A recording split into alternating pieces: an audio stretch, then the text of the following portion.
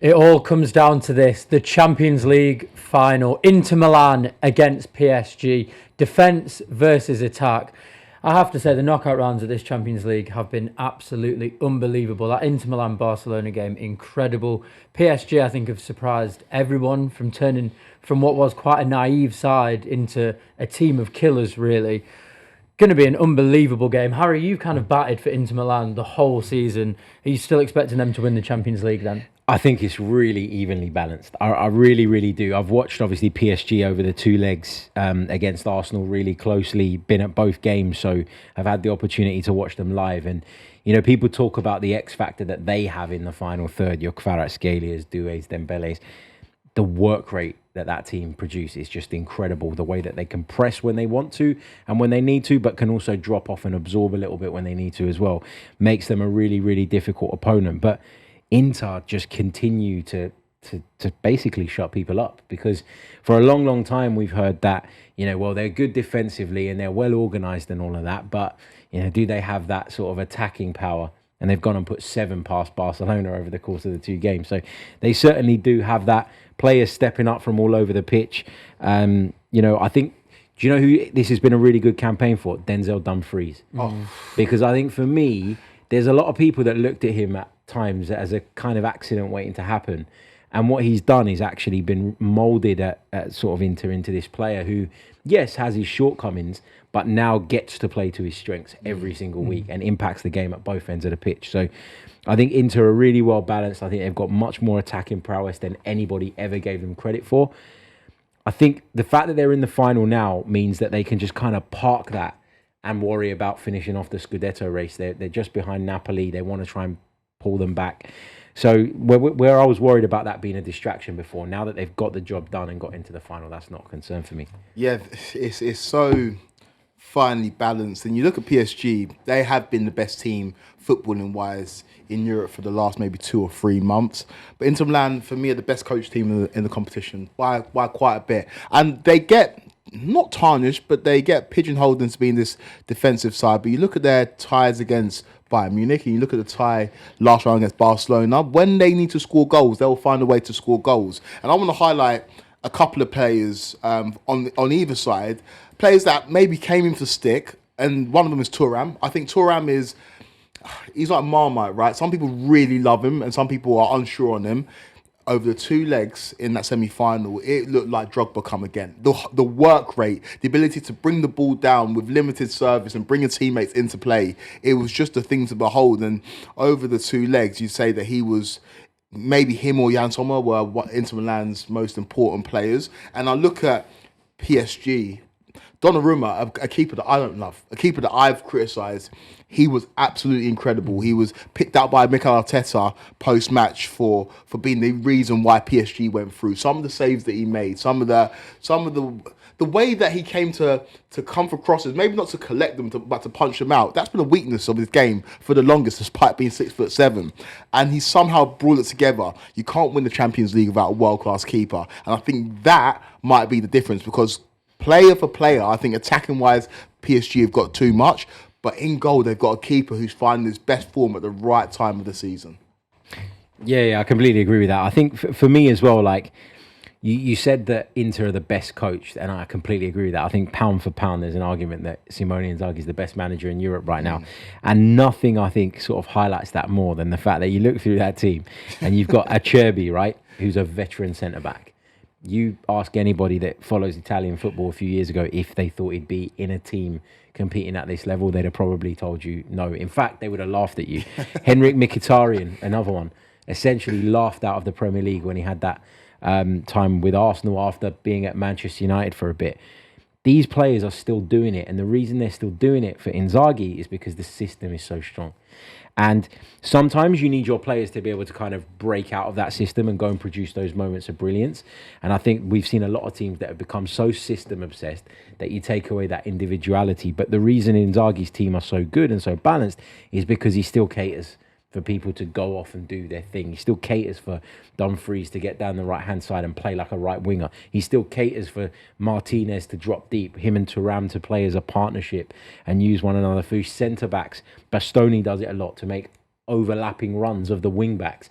there is so much flexibility to it, and that system makes even players that you would argue are over the hill look really, really good and really, really effective. I think it's almost the perfect tie, isn't it, really? Because I think what Inzaghi has done at Inter is instilled a structure in there which is almost unbreakable. And like you say, I was thinking, okay, they play against Barcelona, they might go 1-0. That's how they might get to it. They might shut up shop and then they might go through by 1 goal, but they scored 7 goals in 2 games.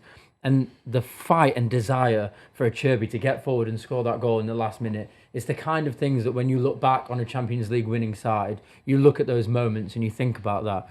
And then you look at PSG and they attack with just reckless abandon. They basically have the front 3, the midfield 3, and then Hakimi and Mendes, who are always involved in the attack.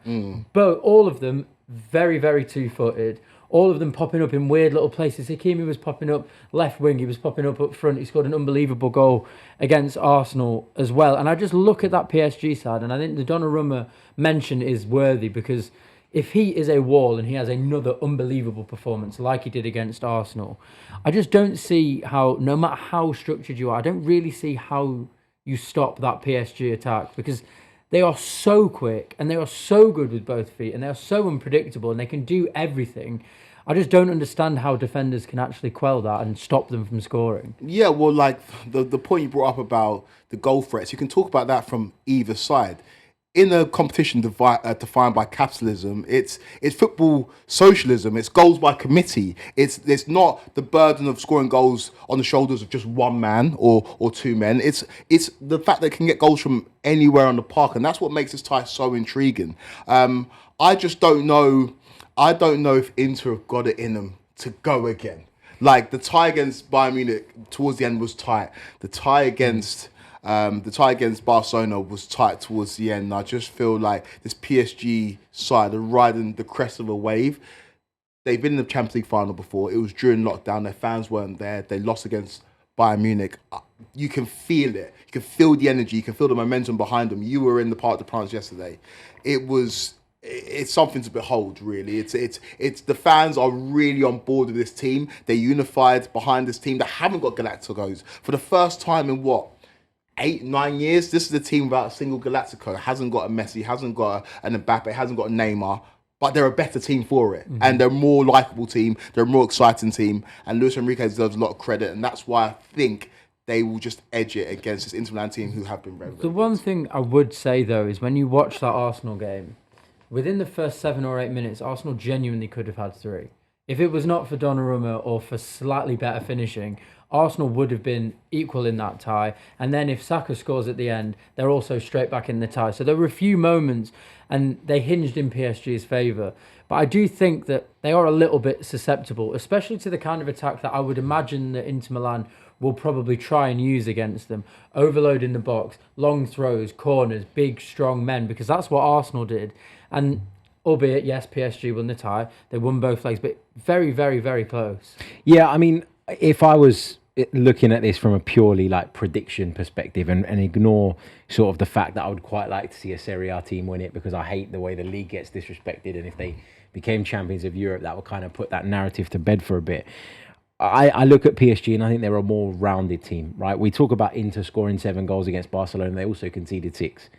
And that's the other thing, right? And I think when you compare PSG, for example, to Barcelona, I think their attacks are pretty much equal. I think they're both as good as each other. I know Lamine Yamal's outstanding, but, Kvaratskhelia not bad, Doué's not bad, and they brought Barcola into the team against Arsenal with Dembele on the bench. So they've got options there as well, but they just feel PSG a little bit more balanced than everybody else to me. They seem to be able to do a bit of both. They can sit and they can absorb. They can go at you.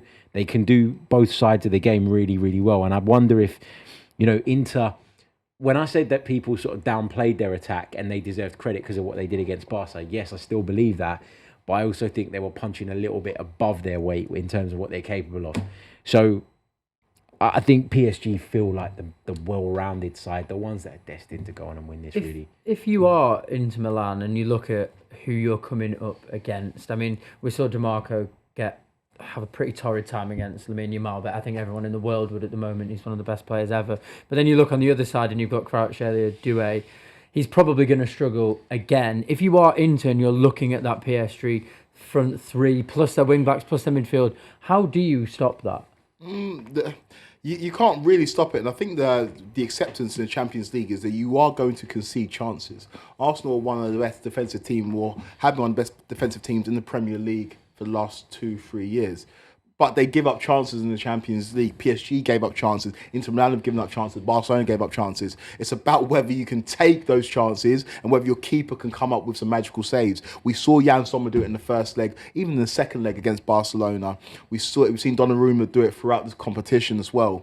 You are going to give up chances. It's whether your forward players can take them and whether your goalkeeper can come up with some magic to stop the chances going in. And that's what Mikel Arteta said. The Champions League is decided in the boxes, and that's where this game will be decided. Both teams give up chances. I don't think it will be the same as the Inter Milan and Barcelona semi-final, but this will be a very good game because as much as people want to pigeonhole Inter Milan as being this boring, pragmatic side, in the Champions League, wacky stuff happens, and they've been involved in a couple of wacky ties. Time for predictions then.